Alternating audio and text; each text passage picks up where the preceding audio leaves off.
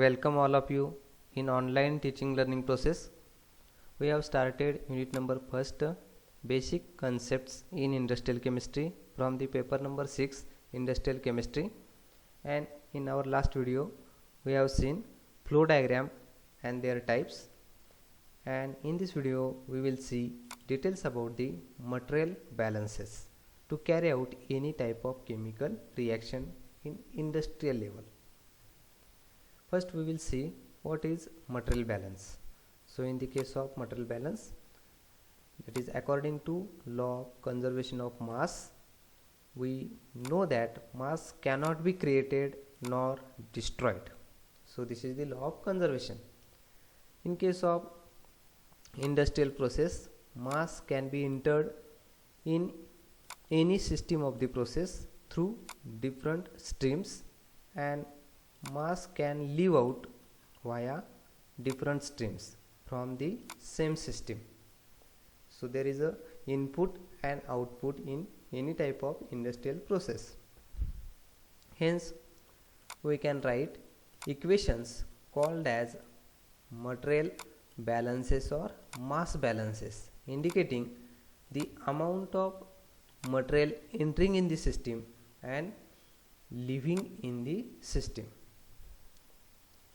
So simply material balance means the simplest form of materials balance or mass balance.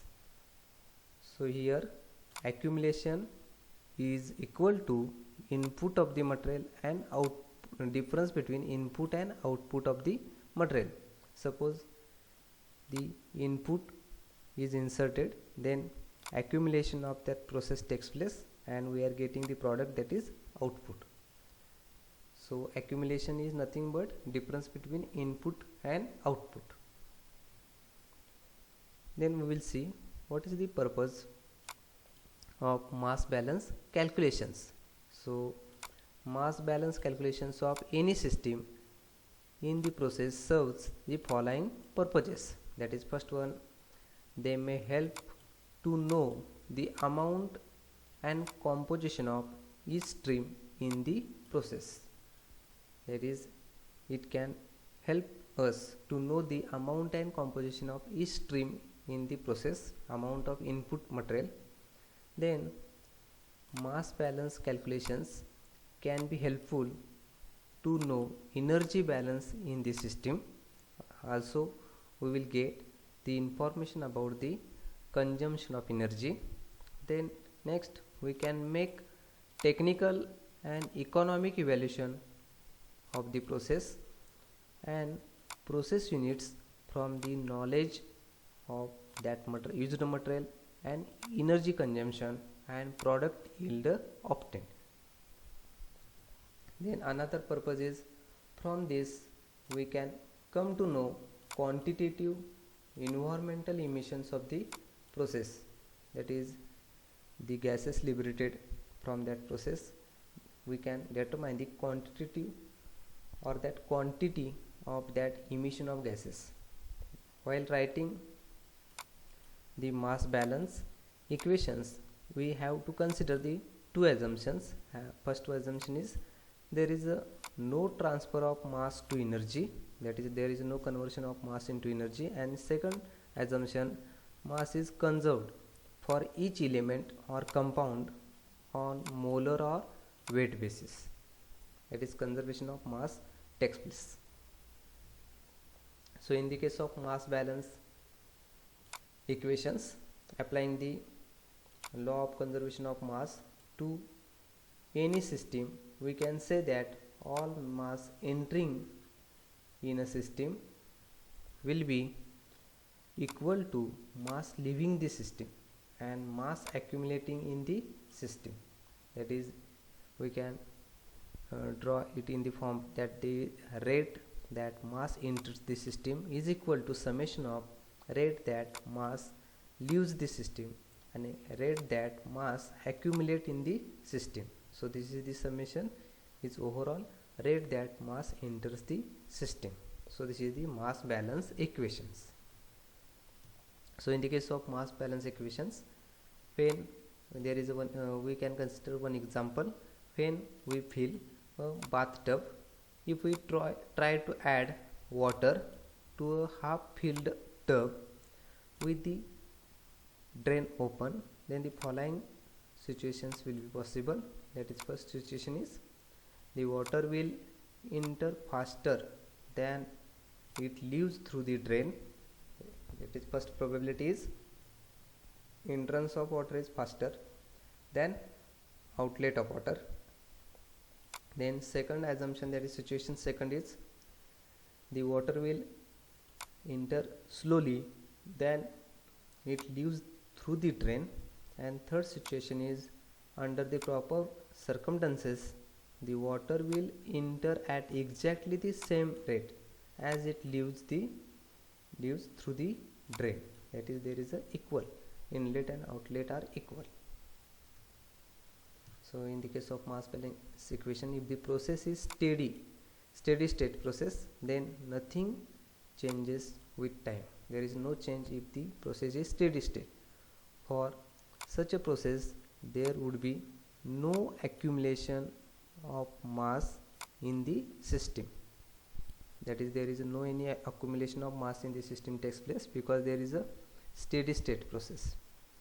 For such a steady state process, the equation can be written as rate of mass entering the system is equal to rate of mass leaving the system. That is, there is a no change, that is equal change takes place. So this is a steady state process. In the steady state, rate of mass entering the system is equal to rate of mass leaving the system. So in the case of mass balance equation, system means part of a process such as tank. Then rate is nothing but rate of flow of material generally given in mass per time, that is kg per hour. So overall mass balance equation is total input is equal to total output. So mass in is equal to mass out. So material balance is the balancing on all materials which are added to a reactor and all materials which are evolved or emitted. So here inlet of mass takes place, then reaction is progressed and we are getting outlet, that is outlet of mass. So here overall total input is equal to total output. So in the case of mass balance equation, we are considering one example. Consider a system in which several flowing streams bring materials into the system and several streams take material out of the system as shown in the figure. Suppose in this figure, schematic of system showing input and output stream. That is, suppose input of mass takes place through stream 1, stream 2, stream 3 through the system, and outlet is a stream 4, stream 5 and stream 6.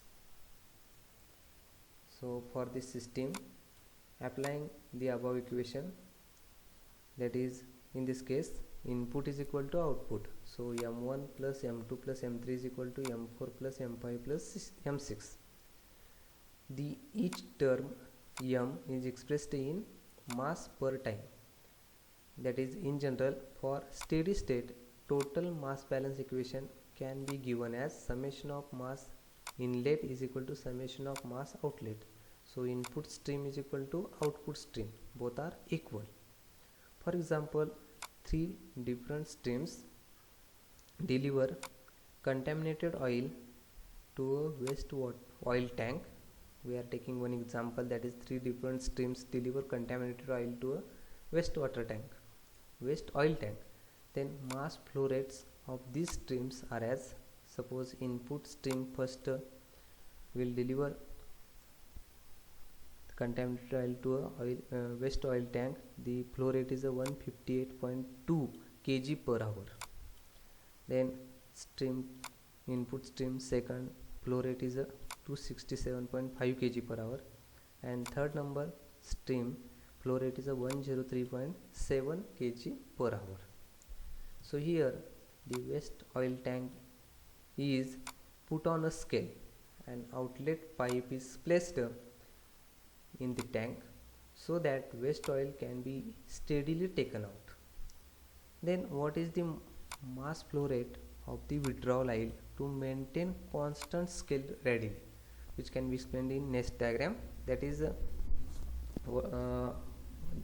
input and output. What is the difference between input and output? Because we are supplying input to the system, and then what is output? So this is a mass balance equation can be calculated in next slide. So here, that is, suppose input is a mass of first stream is 158.2 kg, second 267.5 kg per hour, and third 103.7 kg per hour, which that is contaminated oil is given to the waste oil contaminator. So this is this diagram.